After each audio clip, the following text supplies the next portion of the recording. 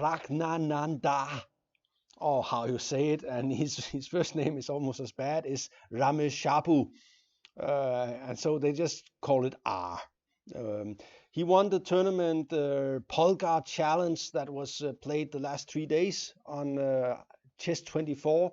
He is maybe the biggest talent right now. The question is if Ali Reza Firouzja is a bigger talent.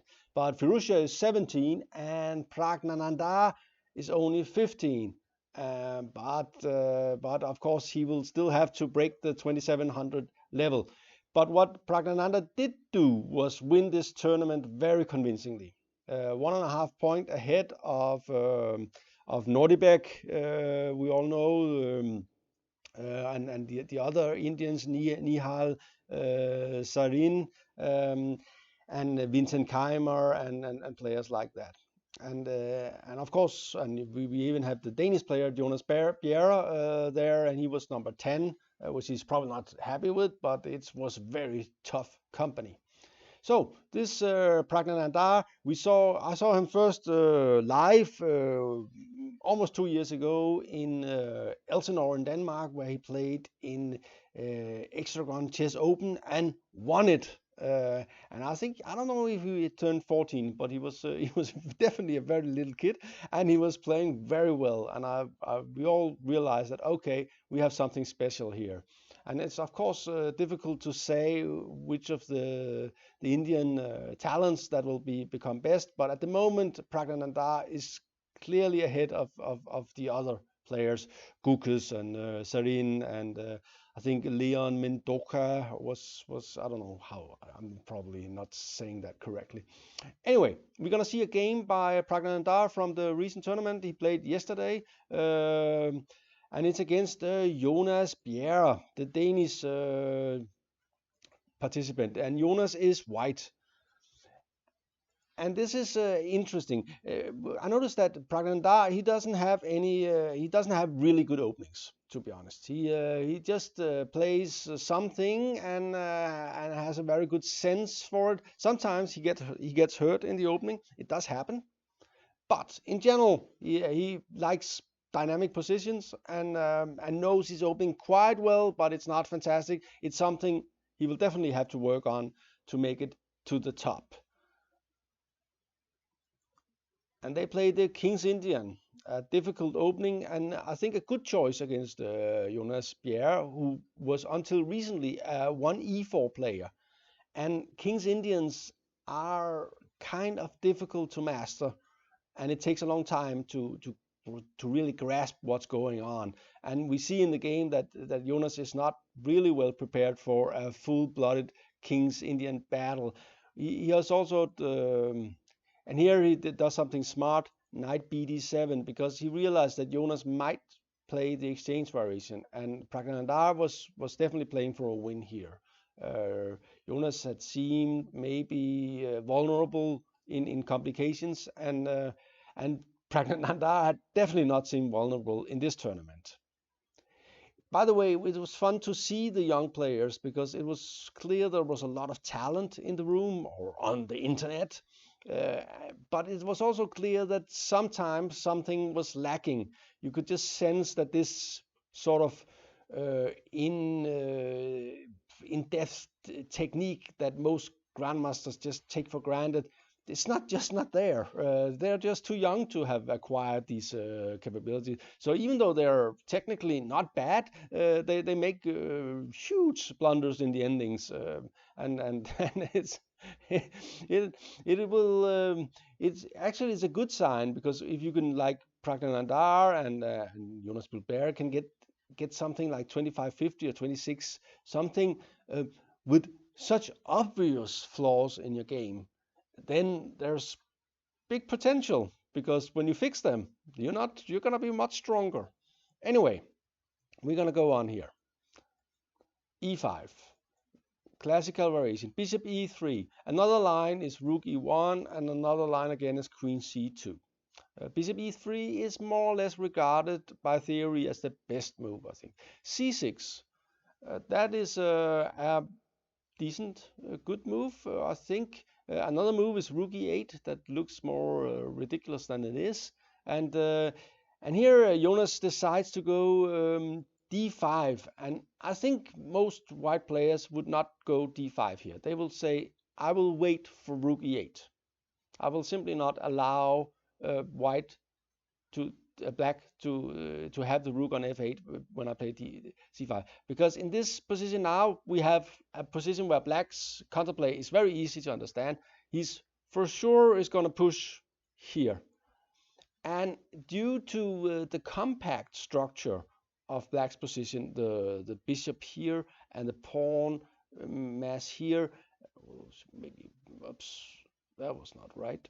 Let's go back. Black has good chances to get a good foothold on the king side. Knight e1 is better than knight takes e5. and black plays a strong move here, which shows that Pragnanda has definitely studied King's Indian position. I'm not sure he studied this position specifically. Maybe he has. I don't know how he works, but this is definitely a good move. The knights are sort of in the way, but they all like to get into the infight on the king side, and so moving this knight somewhere else is bad, and white just took away this square from due to these guys here. So making room for the knight down on g8 is good. Another option is of course to go knight e8. But it's nicer to say that maybe the other knight will go to e8. And having a knight on d8 does strengthen the black squares, especially this one. For instance, if instead of this move, black did something like this, then he's already sort of annoyed by this because he has to defend them, and the weak squares, the king will have to go there and so on. So king h8 is definitely good. g4, I'm not sure I like that. I think Jonas probably remembered that it's the main line in some variations, but it's not the main line here where knight d3 looks much more natural and I'm sure is a better move.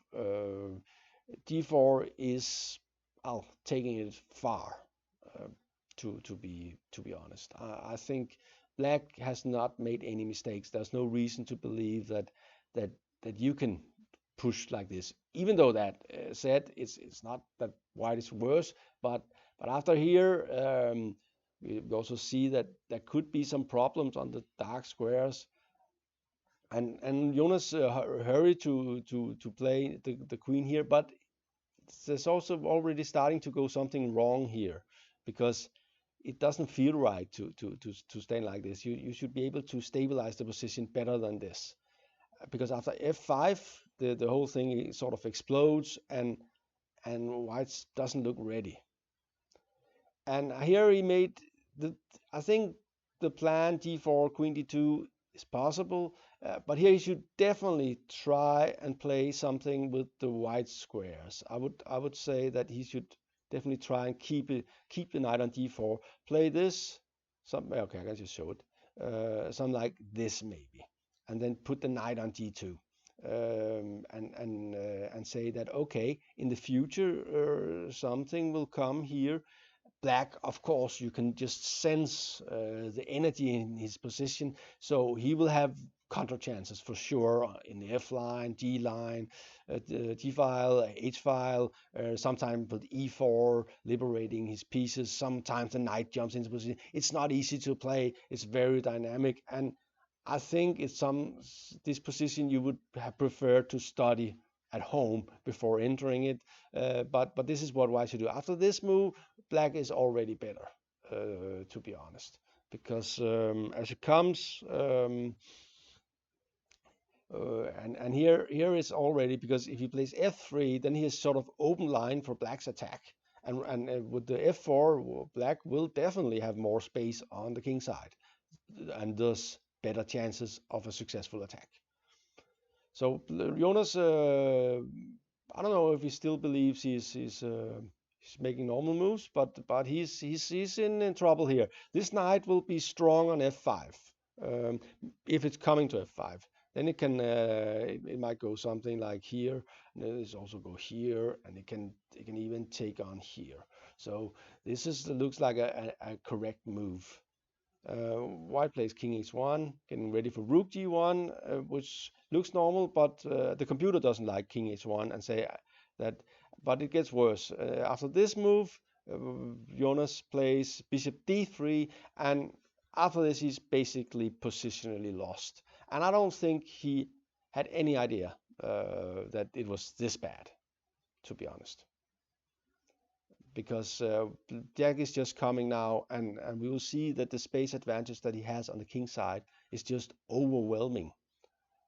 And as a big part is played by this pawn on c5.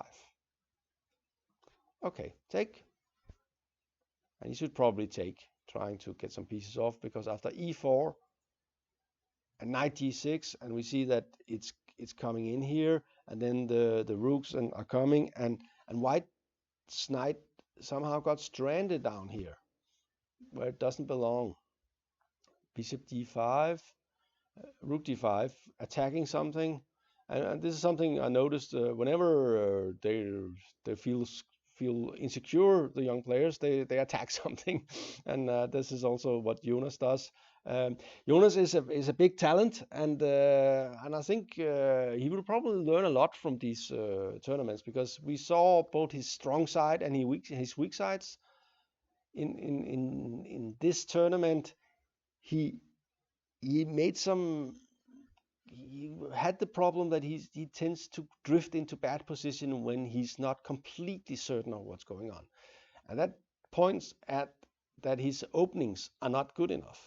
He should simply know his openings much better. But of course, he should also learn to maneuver when he gets into uncharted territory. But in general, he would benefit a lot from knowing his openings a lot better, having studied a lot more middle games and maybe not so much theory, because this is more like a middle game. And I'm not sure Jonas was completely, maybe he was starting to be aware that this was bad, but it's actually really bad, because it's you just don't have enough firepower. This knight here looks silly, but he has to connect the rook, and here it cannot do anything.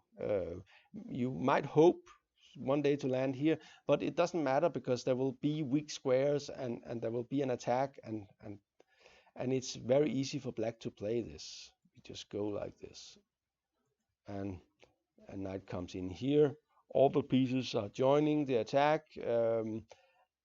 and here it's already winning for more or less for black. He just say, okay, I'm taking your bishop, white squared bishop, and then your king will be in trouble, and you have to take. And Jonas took, and we open for the monster here, and we see that the knight is sort of stranded here. If it just could go here, it would be nice, but it can't because of the pawn. So, and here comes the knight, and we see that even though white has doubled his rooks on d file, he doesn't control the d file, and actually this rook is in serious dangers of getting trapped. Bishop f4, trying to cover something. Here comes the next piece, and here, and rook f6, and basically he's covering d6, getting ready to maybe play h6, I don't know, and trap the rook, trying to maybe queen f7 first and then h6, and it's very difficult to see what white should do here. And Jonas, he couldn't find a move, and he's under pressure. There's pressure here, there's pressure here, there's pressure here. This is a monster. This rook here is in trouble, and this knight is stuck on a square. So okay, I take it. If it's okay, then it's okay, and I'll try to fix it with some tactical things. It doesn't work, of course, and in general, this is also typical for, I notice, for the young players. They try to solve the problems tactically, but it doesn't work here. After this, he just, well, boom, and we see that there's coming a check, and well, it's not a check, it's just winning the queen, and Jonas gave up. A great game by Pragnanda, but it was not so difficult, and it shows that knowing some openings, even though it's not in fashion right now, the King's Indian with knight bd7, makes a lot of sense, because if white doesn't know what he's doing, or doesn't have complete idea of it, he will misplay it, and you will get a good attack like here. Anyway, it will be very interesting to follow Jonas and Pragnanda in the coming year. Also, I was a little bit disappointed by Nordibek Abdulsadarov. I thought he was actually the best of them all at the moment, but Pragg proved that it was not. And also, Nordibek made some of the really stupid mistakes of playing for time in winning position instead of just playing good solid moves and win without a plus. He tried to win quickly, and I don't think he's that old that he needs to preserve energy, so he should just play the best moves instead. Thank you for watching GM Talks. I hope you enjoyed this episode.